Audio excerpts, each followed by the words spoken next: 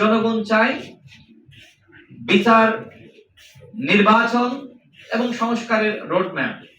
সরকারের এখন honeymoon period শেষ হয়ে এখন 10 মাস চলতেছে, কিন্তু এখনো পর্যন্ত আমরা আসলে এই বিচার, সংস্কার এবং নির্বাচনের কোনো রোডম্যাপ পাইনি। আর কতদিন অপেক্ষা করতে হবে?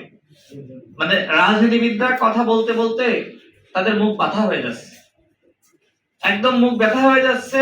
তারপরেও সরকারের কোনো বক্তব্য নাই। মানে সরকারের চিন্তা এরকম যে একটু তো বলছেই, বলতে বলতে থেমে যাবে। মানে সরকার আসলে সেই হাসিনার স্টাইল ফলো করতেছে, যে যা বলে বলুক, সবকিছু সহ্য করে আমার ক্ষমতায় থাকতে হবে, ক্ষমতার লিপ্সা। সরকারকে বলবো যে ক্ষমতায় থাকার লোভ করেন না। জনগণ যা চায়, জনগণের ম্যান্ডেট অনুযায়ী দেশ চালান। জনগণের কথাবার্তা একটু বোঝার চেষ্টা করেন, একজন রিক্সা চালক কি চায়। উপদেষ্টারা দেখেন এখন লাট মহারাজ হয়েছে, তারা ঘর থেকে বের হয় না। তারা রিক্সা চালক, ভ্যান চালক, বাজারে, বন্দরে, বিভিন্ন জায়গায় গিয়ে সাধারণ মানুষের কথা শুনতো যে মানুষ কি চায়। একটি গণ অভ্যুত্থানের সরকার, সেই সরকারের কাছ থেকে আমাদের অনেক প্রত্যাশা ছিল। 10 মাসেও সেই প্রত্যাশার সিকি ভাগও পূর্ণ হয়নি। 10 মাসেও এখনো পর্যন্ত আমরা সংস্কারের কি জিনিস সেই সব এখনো পর্যন্ত দেখতে পাই নাই। কোন সংস্কার হয়েছে? গণহত্যা বিচার নিয়ে আজকে লাইভ টেলিকাস্ট হচ্ছে, শেখ হাসিনার বিচার শুরু হয়েছে, সরকারকে ধন্যবাদ জানাই। কিন্তু কতদিন সময় নেবেন? আইন উপদেষ্টা নিজেই বলেছিলেন যে ডিসেম্বরের মধ্যে, অর্থাৎ এই বছরের ডিসেম্বর পর্যন্ত সময় পেলে গণহত্যার বিচারটা তারা শেষ করবেন। আমরা তো তাদেরকে সময় দিয়েছি, কিন্তু একটা ট্রাইব্যুনাল গঠন করে এতদিন আপনারা বিচার কার্যক্রম চালালেন, এইভাবে তো আসলে দ্রুত সময়ের মধ্যে বিচার সম্পন্ন হবে না।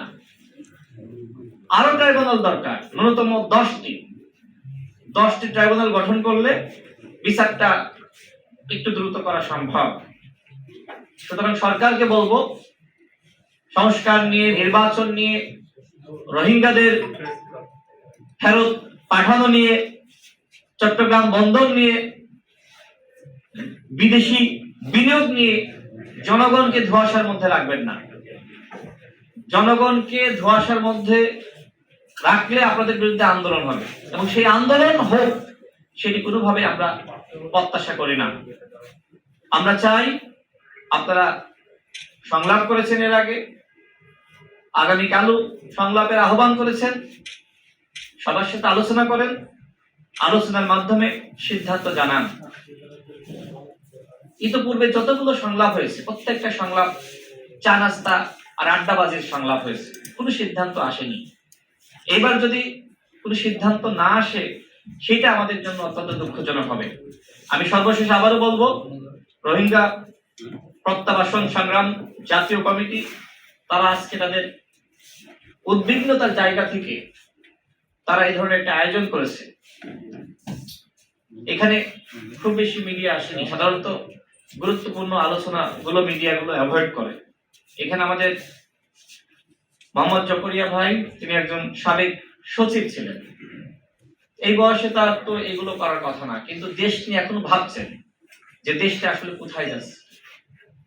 নির্বাচন বিষয়ে তার ব্যাপক অভিজ্ঞতা রয়েছে, কারণ তিনি নির্বাচন কমিশনের সাবেক ভারপ্রাপ্ত সচিব ছিলেন। এ ধরনের মানুষদের কাজে লাগানো হয়নি। যাদের অভিজ্ঞতা আছে তারা যদি আজকে রাষ্ট্র পরিচালনার বিভিন্ন জায়গায় জায়গা পেতেন, তাহলে রাষ্ট্র ভালো চলত। তিনি যদি নির্বাচন কমিশনার হতে পারতেন, আজকে নির্বাচন কমিশনে অনেক সেবা তিনি দিতে পারতেন, কারণ তার অভিজ্ঞতা রয়েছে, পূর্ব অভিজ্ঞতা। কি করা হয়েছে? ঠিক একইভাবে বিভিন্ন জায়গায় দেখেন যে অভিজ্ঞতা সম্পূর্ণ মানুষদেরকে কাজে লাগানো হচ্ছে না। মানে আমাদের ডক্টর মোহাম্মদ ইউনূস স্যারকে নিয়ে সমালোচনা করলে অনেকে কষ্ট পান। তিনি তার আশপাশের মানুষ ছাড়া কাউকে বিশ্বাস করতে পারেন না।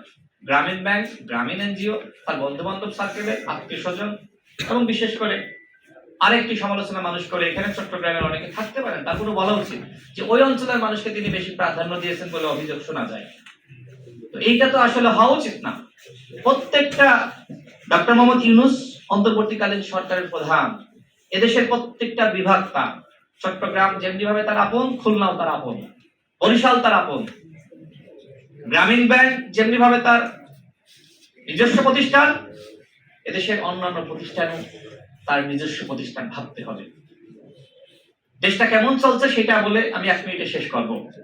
আমাদের স্বাস্থ্য ব্যবস্থা কতটা ভঙ্গুর হয়ে গেছে, এই স্বাস্থ্য ব্যবস্থা ঠিক করা হচ্ছে একজন ব্যাংকের ম্যানেজারের মাধ্যমে। বাকিগুলো বোঝেন কি অবস্থা। এইভাবে রাষ্ট্র চলতে পারে না।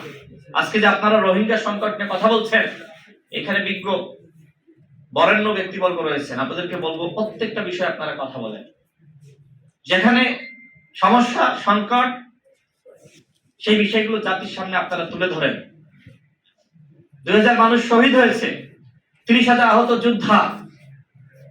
এইবার যদি রাষ্ট্র সংস্কার না হয়, এইবার যদি আমরা প্রত্যেকটা প্রতিষ্ঠানকে সাজাতে না পারি, গুছাতে না পারি, তাহলে আবার কি 2000 মানুষ মারা যাবে নতুন ভাবে বাংলাদেশ গঠন করার জন্য? সেই বাংলাদেশ আমরা চাই না। এনাফ ইজ এনাফ, এইবার শেষ।